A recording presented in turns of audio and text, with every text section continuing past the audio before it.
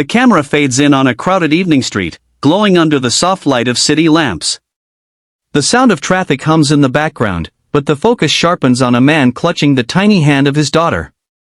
His clothes are neat but worn, his shoes scuffed from long days of labor. His name is Armin, a poor single father who has lived his life hiding his own pain behind a quiet smile for his little girl.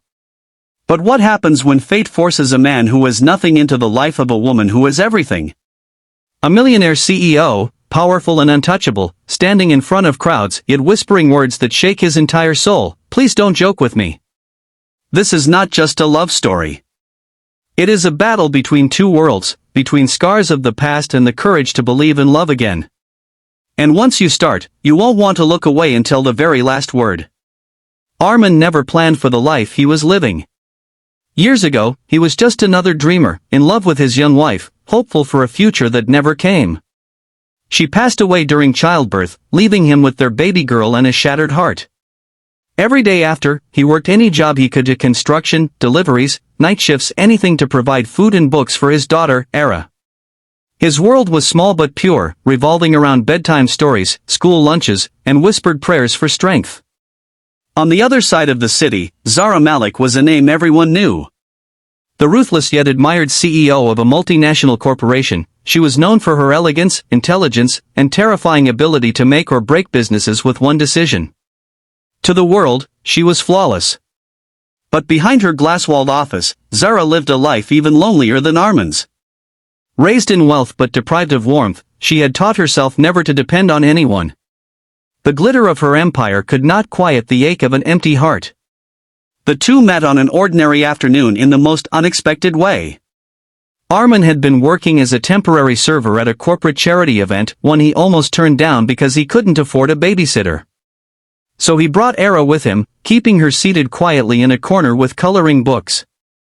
Zara, sitting on stage before hundreds of guests, noticed the little girl's innocent laughter echoing across the hall.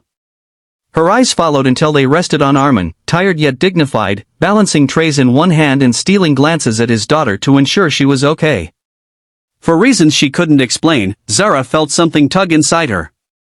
When the event ended, she walked directly toward him, her heels clicking sharply against the marble floor.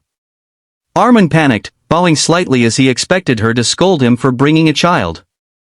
Instead, she knelt down to Era's level, asked her name, and listened as the little girl shyly described her drawings.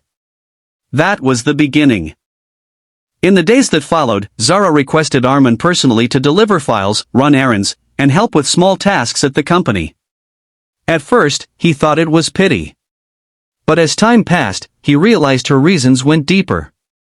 She would pause meetings just to ask how Era was doing in school.